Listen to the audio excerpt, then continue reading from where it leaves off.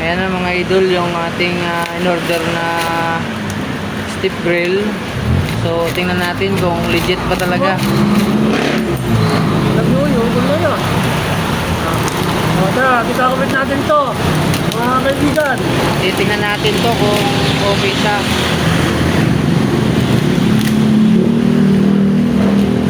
Okay. Kung okay na okay to, shoutout sa in-order natin sa TikTok mga idol. Order na rin kayo, napakaganda niya. Dito nga pala natin nilalagay, umuulan.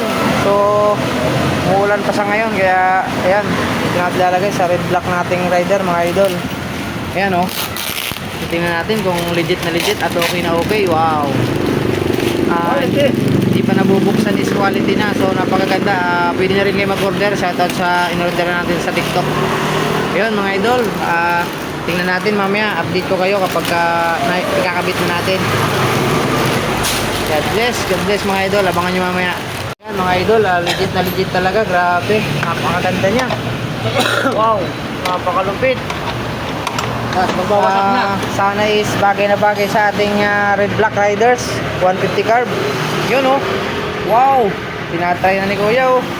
Napakaganda nga pala talaga. Kung ano yung nakita mo sa TikTok, so siya din sa talaga. Grabe, ganda mga idol.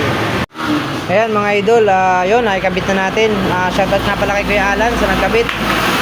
Grabe, napakaganda. Order na rin kayo sa TikTok mga idol. Tatanggalin natin ang sapin. Pag kayo maglalagay talaga, huwag niyo kalilimutan tong sapin. Grabe, ayun. Wow! Nakita na natin siya kung gaano kaganda dyan siya. Wow! Talagang grabe naman.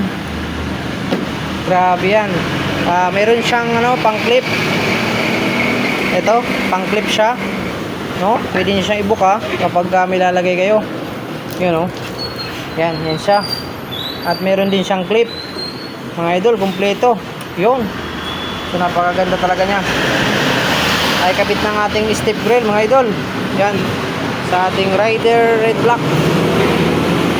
Ayan mga idol, thank you so much. At pa-support mga idol para lagi kayong updated sa ating mga video. Pa-share and like and subscribe. Yun, thank you so much and God bless sa ating lahat mga idol.